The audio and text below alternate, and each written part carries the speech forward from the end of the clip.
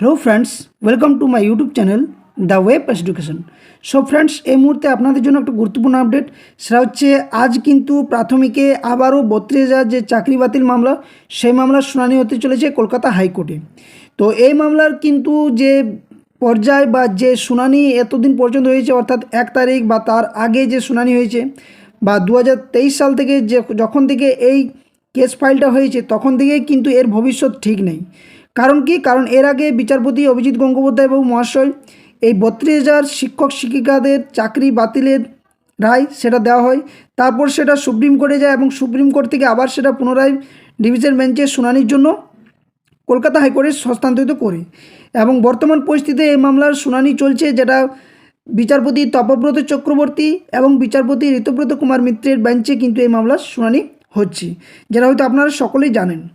তো এখানে আজকে বা এর আগে যে শুনানি হয়েছে সেখানে যে শিক্ষক মহাশয়দের তরফ থেকে যিনি আইনজীবী ছিলেন তিনি ওনার বক্তব্য পেশ করেছেন, পিটিশনারদের তরফ থেকে যিনি ছিলেন উনিও ওনার বক্তব্য পেশ করেছেন।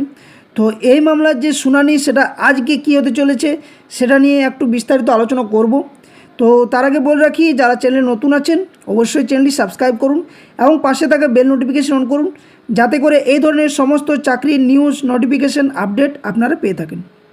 তো সমস্ত শিক্ষকের কিন্তু চাকরি কি যেতে চলেছে এটা নিয়ে কিন্তু অনেকেই প্রশ্ন এবং অনেকেই এই বিষয়টা নিয়ে তুলেছে, তাই আমি আপনাদের সামনে এটা রেখেছি থাম্বনেলের মধ্যে। কেউ কিন্তু এটা নিয়ে হয়তো দ্বিমত প্রকাশ করবেন না, কারণ এখানে অনেক কিছু প্রশ্ন আসছে, যেখানে কাট অফের ক্ষেত্রে বা লিস্ট যে প্রকাশ করা হয়েছিল প্যানেলের ভিত্তিতে বা জেলা ভিত্তিক যে শূন্যপদ, সেই শূন্যপদ আদৌ কি ওই শূন্যপদ ছিল কি ছিল না, কোন কোন তথ্য সামনে আসছে। তো আজকে শুনানি বা কী হতে চলেছে এই ডিটেলস আমি ব্যাখ্যা আপনাদের সামনে তুলে ধরছি। তো অবশ্যই কেউ স্কিপ করবেন না, ভিডিওটি দেখুন শেষ পর্যন্ত এবং একটা লাইক ও শেয়ার অবশ্যই করবেন। তো আমরা কলকাতা হাইকোর্টে যদি অ্যাপিলেটেড সাইটটা দেখি তাহলে আজকে হচ্ছে 3 তারিখ এবং কোর্ট নাম্বার 11তে কিন্তু এই মামলার শুনানি হতে চলেছে। তো প্রথমে আমরা দেখে নেব যে কত নম্বরে লিস্টেড রয়েছে এই মামলা এবং কি কি বিষয় বা কতগুলো ক্যান ফাইল বা হয়েছে বা কতগুলো ক্যান ফাইল এখনও পর্যন্ত অ্যাকসেপ্ট করা হয়েছে বা কতগুলো আরও ক্যান ফাইল যুক্ত হবে, এই নিয়ে কিন্তু বিস্তারিত আমি আলোচনা করছি।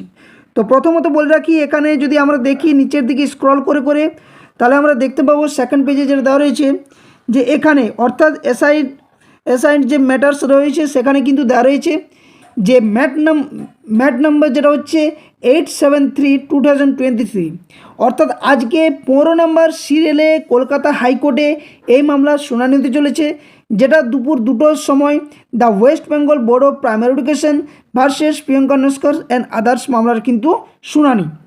এর আগে পর্যন্ত যে ক্যান ফাইল ছিল প্রথমত ছিল 75, তারপরে সেটা 75-এর জায়গায় সেটা হয় 78 এবং নেক্সট এই করে করে বর্তমান সময় পর্যন্ত যে ক্যান ফাইলের সংখ্যা সেটা কিন্তু দেখাচ্ছে 80। আদৌ মনে হয় না যে 80টা ক্যান ফাইল সম্পূর্ণভাবে অ্যাকসেপ্ট করে শুনানি হবে কি হবে না, এরা নিয়ে কিন্তু দ্বিমত। কিন্তু সকলের মধ্যে একটা প্রশ্ন থাকছেই যে হিসাবে কল্যাণবাবু মহাশয় এর আগে বক্তব্য রেখেছিলেন, সেখানে তিনি বলেন যে বিচারপতি অভিজিৎ গঙ্গোপাধ্যায় যে রায় দিয়েছিলেন সেটা সম্পূর্ণ ওনার নিজের ব্যক্তিগত মতামতের প্রেক্ষিতে বা একতরফা শোনার ফলে কিন্তু এই মন্তব্য করেছিলেন বা এই 32,000 শিক্ষক শিক্ষিকার চাকরি বাতিল করে দিয়েছিলেন। কিন্তু বর্তমান সময়ে যখন কল্যাণবাবু এই বিষয়গুলি তুলে ধরেন এবং সেখানে বিচারপতিদের সেই দিনের মতো যে শুনানি হয় সেখানে কিন্তু ঠিক কোনো মন্তব্য করেননি। তবে এর আগে অর্থাৎ গত 1 তারিখে যেখানে শুনানি হয় সেখানে বিচারপতিগণ অনেক কড়াভাবে মন্তব্যগুলো করেছেন এবং যেগুলো হয়তো এই 26,000 যেহেতু এসএসসি চাকরি বাতিল হয়েছে, যেখানে যোগ্যদের মধ্যে যে বাছাই করতে না পারার জন্য, সেগ্রিগেশন না করতে পারার জন্য এসএসসি যে হিসাবে প্যানেল পুরো বাতিল হয়, ঠিক একইভাবে দোরগোড়ায় কিন্তু রয়ে গেছে এই 32,000 চাকরি বাতিল মামলা। কারণ কি, এখানেও কিন্তু অনেকগুলো প্রশ্ন আসছে, যেমন কাট অফের একটা মামলা যেটা হচ্ছে কাট অফ, যেখানে আদৌ কেউ কাট অফ ক্লিয়ার করতে পেরেছে কি পারেনি, সাদা খাতা জমা বা কোনো জেলাতে যে শূন্যপদ 700 ছিল সেখানে হয়তো 700-র মধ্যে হয়তো 500 শূন্যপদ হয়তো সংগ্রহ করে সেটা নিয়োগ হয়েছে, বাকি 200 অন্য জেলা থেকে নিয়োগ করা হয়েছে, বা আদৌ ওই জেলাতে এতগুলো শূন্যপদ ছিল কি ছিল না কিন্তু বাড়তিভাবে সেই নিয়োগ, এই নানান প্রশ্ন একটার পর একটা কিন্তু উঠেছে এই মামলায়। তো আজকে কিন্তু এই মামলার শুনানি হতে চলেছে, 15 নম্বর সিরিয়ালে রয়েছে এবং দুপুর 2টো থেকে আজকে এই মামলার শুনানি হবে, যেটাতে হয়তো কিছু না কিছু একটা ভালো খবর আসছে না এই মামলার মধ্য দিয়ে। তো একটু আমরা বিস্তারিত জানার চেষ্টা করব যে এর আগের দিনে কী কী বিচারপতিরা মন্তব্য করেছিলেন বা কী কী দাবি তুলে ধরেছেন বা এই মামলার ভবিষ্যতেই বা কোন দিকে রয়েছে সেটা একটু আমরা জানার চেষ্টা করি। তো চলুন বিষয়টা জানার একটু ভালোভাবে বোঝার চেষ্টা করি। তো অবশ্যই ভিডিওটা দেখুন শেষ পর্যন্ত। আশা করছি কিছুটা হলেও যে দ্বন্দ্বগুলো রয়েছে বা যে সমস্যাগুলো রয়েছে বা যে প্রশ্নগুলো রয়েছে আশা করছি এর জবাব পেয়ে যাবেন। তো প্রথমত যে মামলার প্রেক্ষাপট কী ছিল আমি এক এক করে পয়েন্ট আউট করেছি এবং এগুলো তুলে ধরছি। তো মামলার শুনানিতে যেটা গত 1 তারিখে যেটা শুনানি হয়েছিল, যে মামলার শুনানিতে বিচারপতিরা দুর্নীতির বিষয়ে কঠোর মনোভাব প্রকাশ করেছেন। কি বলেছেন বিচারপতি চক্রবর্তী অর্থাৎ তপব্রত চক্রবর্তী মহাশয় প্রশ্ন তুলেছেন যে যদি প্রশাসনিক আধিকারিক এবং মন্ত্রীদের জড়িত থাকার মতো বড় ধরনের দুর্নীতি দেখা যায়, বিশেষ করে যদি টাকার বিনিময়ে চাকরি পাওয়ার অভিযোগ ওঠে, তাহলে কি বিচারপতিদের কি করা উচিত? তিনি জোর দিয়ে বলেছেন যে বিচারপতিরা এই ধরনের দুর্নীতিকে উপেক্ষা করতে পারে না। অর্থাৎ সম্পূর্ণভাবে এখান থেকে একটা ইঙ্গিত পাওয়া যাচ্ছে বিচারপতির তরফ থেকে যে 32,000 শিক্ষক শিক্ষিকা নিয়োগের যে বাতিল মামলা প্রাথমিকে, সেখানেও কিন্তু একটা টাকার বা বেনিয়ম বা দুর্নীতির একটা অভিযোগ নিশ্চয়ই উঠে এসছেন, যার পরিপ্রেক্ষিতেই ওনারা কিন্তু এই মন্তব্য করছেন। আদালতের আর কি পর্যবেক্ষণ রয়েছে? তো আদালত জানিয়েছে যে প্রাথমিক শিক্ষা পর্ষদের দেওয়া নথি থেকেই প্রাথমিক শিক্ষক নিয়োগ প্রক্রিয়ার দুর্নীতি ও অনিয়মের প্রমাণ উঠে এসেছে। এটা কিন্তু একটা মূল পয়েন্ট যে এই 32,000 শিক্ষক শিক্ষিকাদের চাকরি বাতিলের জন্য, কারণ পর্ষদের তরফ থেকে বা প্রাথমিক শিক্ষা পর্ষদের তরফ থেকে যে নথি দেওয়া হয়েছে সেখানে কিন্তু নিয়োগ দুর্নীতি বা অনিয়মের একটা প্রমাণ কিন্তু আসছে, যেটা আদালত কর্তৃক পর্যবেক্ষণ হয়েছে যা বোঝা যাচ্ছে। এই বিষয়ে পর্ষদের কাছ থেকে আরও ব্যাখ্যা চাওয়া হবে বলে আদালত জানিয়েছে। যে 32,000 প্রাথমিক শিক্ষকের চাকরি বাতিল হয়েছে তাদের আইনজীবীদের ডিভিশন বেঞ্চের কড়া প্রশ্নের মুখে পড়তে হয়েছে। অর্থাৎ গত যে 1 তারিখে শুনানি হয় গত 1 জুলাই, সেখানে কিন্তু এই ধরনের কড়া কড়া মন্তব্য এবং প্রশ্নের মুখে কিন্তু পড়তে হয়েছে আইনজীবী যারা ছিলেন অর্থাৎ চাকরি বাতিলের জন্য। আদালতের মন্তব্য থেকে এটাই স্পষ্ট যে এই মামলায় দুর্নীতি ও অনিয়মের ব্যাপকতা দেখেই এই ধরনের কঠোর মন্তব্য করা হয়েছে বিচারপতিদের তরফ থেকে এবং আদালতের পর্যবেক্ষণে। তো মামলার মূল বিষয়গুলো কী কী রয়েছে এই মামলার ক্ষেত্রে, তো এখানে কিন্তু 4টা মূল বিষয় আমি আপনাদের সামনে তুলে ধরছি, যেগুলো খুবই গুরুত্বপূর্ণ এবং এই ভিত্তিতেই কিন্তু এই মামলা গড়াচ্ছে ঠিক একইভাবে এসএসসির মতো।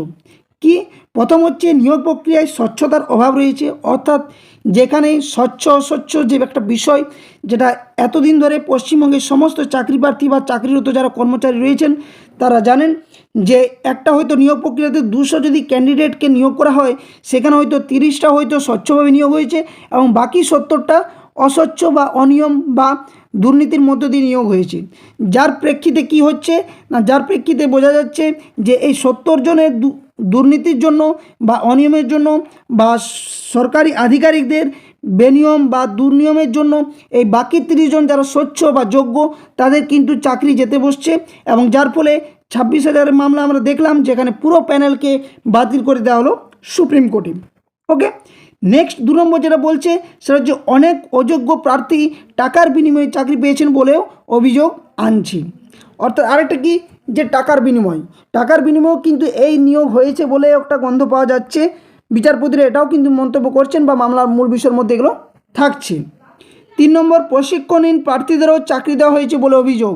এটা একটা ভাইটাল পয়েন্ট, কারণ আমরা সকলে জানি যে ডিএলএড বা যে সময় এই চাকরির নিয়োগ হয় সেখানে যে প্রশিক্ষণের যেটুকু ব্যবস্থা ছিল বা যেটুকু আইন ছিল সেই আইন মাফিক কিন্তু নিয়োগ করা হয়নি, যেখানে প্রশিক্ষণহীনদেরও কিন্তু এই চাকরিতে সুযোগ দেওয়া হয়েছে বলেও অভিযোগ উঠছে।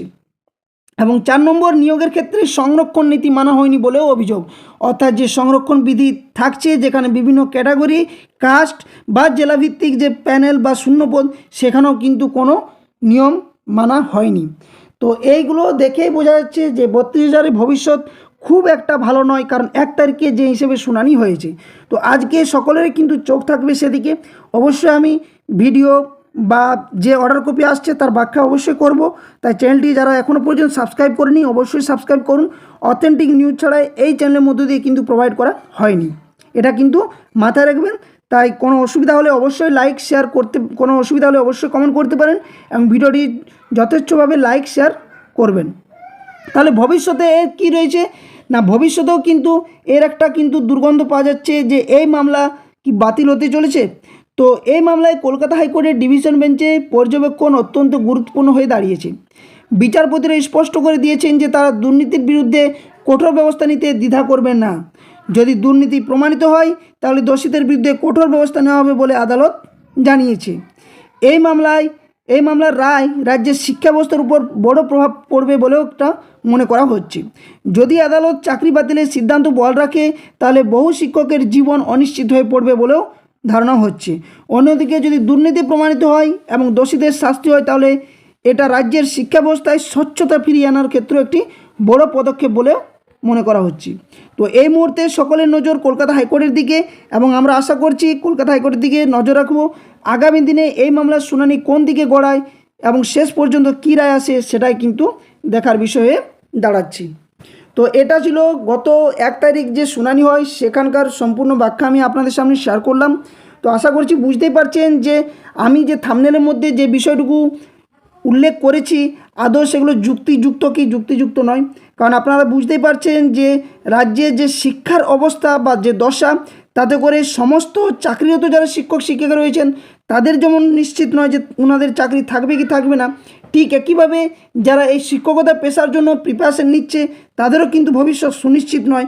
যে একটার পর একটা কেস, একটার পর একটা দুর্নীতি, একটার পর একটা অভিযোগ কিন্তু কলকাতা হাইকোর্ট থেকে শুরু করে সুপ্রিম কোর্ট থেকে শুরু করে উঠেই চলেছে এবং এখানে স্বচ্ছতার যে অভাব সেটা পুরোপুরি বুঝতে পারা যাচ্ছে সকলের সামনে, বা সকলেই কিন্তু এটা অনুমান করে নিয়েছেন।